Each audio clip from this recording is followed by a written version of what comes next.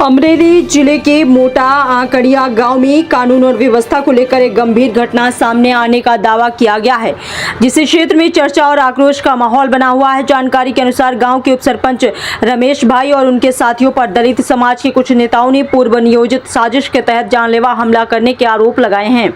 आरोप है कि जमीन से जुड़े मुद्दों और कथित गैर कानूनी गतिविधियों का विरोध करने के कारण पीड़ित पक्ष को निशाना बनाया गया तथा ट्रैक्टर से कुचलने का प्रयास किया गया। घटना के बाद विभिन्न सामाजिक संगठनों में नाराजगी देखी जा रही है। पीड़ित पक्ष ने संबंधित आरोपियों के खिलाफ हत्या के प्रयास और एट्रोसिटी एक्ट के तहत कड़ी कानूनी कार्रवाई की मांग की है।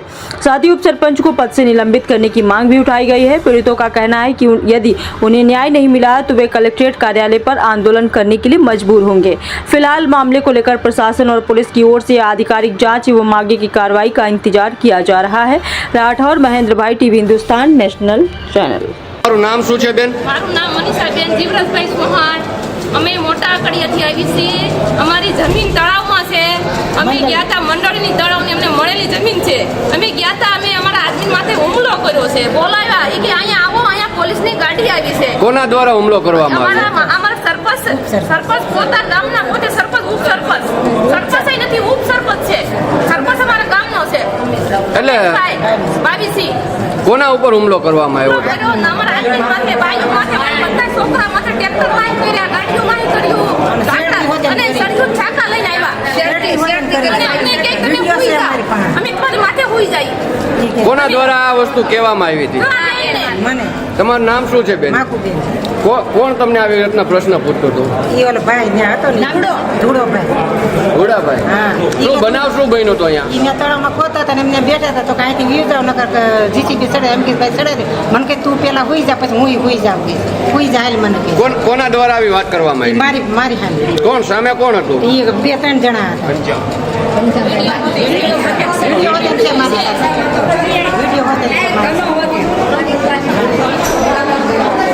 તમારું નામ શું છે? નરેશવાળા। શું બનાવ બન્યો હતો? બનાવમાં એવું હતું કે અમે લોકો સવારમાં અહીંયા નાયબ કલેક્ટર સાહેબને મળવાના હતા।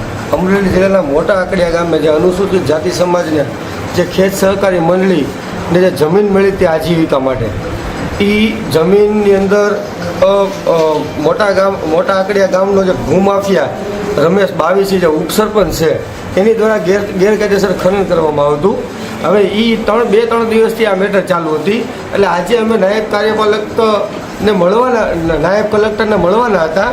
તો નાયબ કલેક્ટરને અમારા નવચેતનભાઈને, વિકીભાઈને મળ્યા અને એણે એવું કીધું કે ભાઈ તમે લોકો જાઓ અને ત્યાં અમે અત્યારે હાલ પૂરતું જે ખનન થાય છે એ ખનન બંધ કરાવી દઈએ। એટલે એણે તાલુકા પીએ ઓકે જાડેજાને કહી દીધું હતું, સિંચાઈવાળાને કહી દીધું હતું અને કલેક્ટર સાહેબના હુકમથી અમે લોકો ત્યાં ગયા હતા। તમારી ઉપર હુમલો કરવામાં કોના દ્વારા આવ્યો હતો? હુમલો કરવામાં તો એ લોકો 100 થી 150 જણા હતા। એમાં હું 2-4 જણાના નામ મને ખ્યાલ છે। એમાં 3-4 દિવસથી મેટરમાં છું। એક તો રમેશ બાવીસી ઉપસરપંચ, એક ભરત બાવીસી હતો, એણે મને પોતે નામ આપ્યું હતું, મારું નામ ભરત બાવીસી। પછી એક રાજુ બાવીસી ચશ્મા પહેરે છે, અને બીજા ઘણા લોકો હતા જે મારા વિડીયોમાં છે।